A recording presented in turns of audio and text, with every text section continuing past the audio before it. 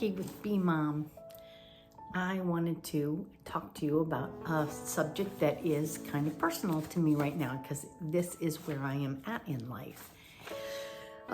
Most of my adult life, I have been a homemaker. At the very beginning of our marriage, I had a career, and then when we started having kids, we both agreed together that it would be good if I stayed home and raised the kids. And so I did that, and then we homeschooled for their whole lives. So that kept me home.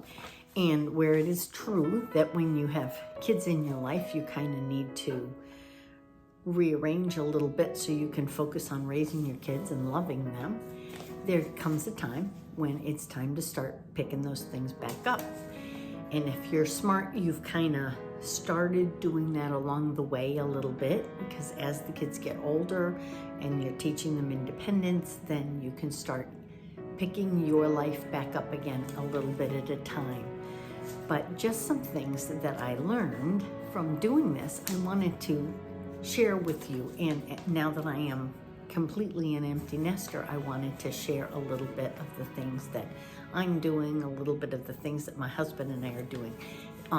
We are not a retired couple yet. I am a retired homeschool mom just because my youngest graduated, but my husband is still working.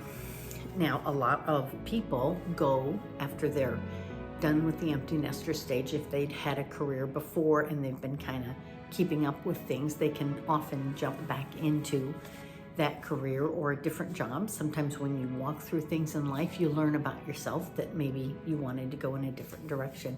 So that is certainly an option that you could do, and that is a good thing, because I think that part of what helps to walk through empty nesting is giving back to others. But one of the things that I found, one of the tools that I found helpful is kind of setting a schedule. At the very least, sitting and thinking through what are the things that I personally want to accomplish today. And even if that's all you do, if you jot down a few things to complete, be it dusting or watching something that you're learning about, or setting up a lunch date with a girlfriend, or if you're a guy with one of your guy friends, something like that, then those are a helpful tool. And you kind of put it in pencil, because you never know what your day is going to bring. And I'm finding that even though I'm home, sometimes I'm very, very busy, which surprises me, but it's good. I kind of like keeping busy. But here are some things that I learned that are very helpful. For me, all the time that I had the kids, my house kind of took a back seat to things. When you're homeschooling, that takes as much time as a full-time job does.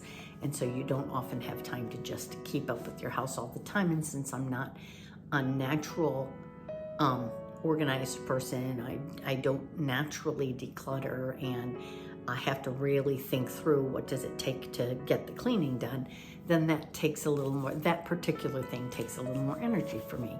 And so now that I have time to do it, I can really set up something in order to do it. Another thing you can do is you can learn a new skill.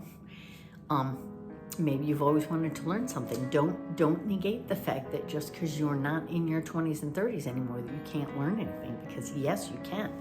I have a dear precious aunt who picked up a whole lot of skills when she was retired, and after she was 50, she learned a lot of new things, and she did that very well. And so you can. I have another dear friend who's in her 70s, and she decided to learn to crochet, and she did beautifully at it. She made some very lovely things, and she was always seeking and learning, and that was always an encouragement to me. So no matter how old you are, you can always learn something new, because your life is always adjusting. Some people like to go on vacations, and so that is a good thing. That's a good thing for you and your spouse. You can bond together that way by talking about where would we like to go, what would we like to do, figure out what kind of vacation you like. Are you a camping kind of person and you like more nature, or do you like city things, or do you like touristy things, or do you like to try to figure out how to engage in the people that are there, I'm so sorry. One of the things I've picked up is crazy kitties. Remember that you have time, so think back on your dreams and look and see if there's some of that maybe you can plan to do. Fulfilling your dreams isn't some magical thing that happens to you. Some of it is sitting down and thinking, what do I want? What do I want to achieve? How do I want to grow? And then making a plan to do that, and then moving into that plan. And that's very possible. Talk to other people about that and see if maybe there's something they can do to help you. One of the things for me that I've enjoyed doing is really looking around my house and learning how to make it beautiful. I told you in another video, I'm not fantastic at like decorating kinds of things, but I watch a lot of YouTube videos about it, and so I've learned some new things. So we're starting to work on our living room a little bit, and we've changed out the curtains, and even that has made a huge difference. It's made the whole room feel different. When we first moved in here, we had a problem with the floor, so we redid the floor. Getting carpeting can change the feel of a room. Adding new pillows, changing out your blankets. If you want to go a more expensive route, getting new furniture, all of these things help. Other people like to paint the walls really well. We haven't chosen paint colors for ours yet, so we're still figuring that out. But that's something you can do then when you are, since you're home a lot of the time, then the area where you are can be very peaceful and tuned to you. And so that's something to look at and think about. And the last thing I want to talk about with you guys is developing friendships. Maybe you have a group of people that you enjoy doing things with. Contact them. Find times to get together. Find other people who are also home during the day, so that you can start building friendships. We attend a very dear church, and that has been great for building some friendships, and I've been able to contact some other, in my case, some other ladies that I like to get together with and get to know, and they have really blessed my life, and I am hoping that I am also blessing theirs.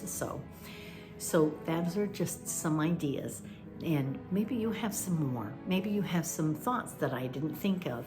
Maybe some of these things you want to try, but you're not sure how to go about it. Maybe you don't agree with what I said, and you have some different ideas that I would love to hear at. Then just put a comment in the comment button. If this is helpful to you, then subscribe, because I try to give a lot of different things. I try to do some practical things. As you see, I've got some different cooking recipe things, some cleaning and decluttering things, and I'll do some more cleaning things as we go on. If this has been helpful for you, then just click that like button for me, and that's good because that lets YouTube know that this is a benefit to somebody. So please have a very blessed day, and thanks so much for joining me.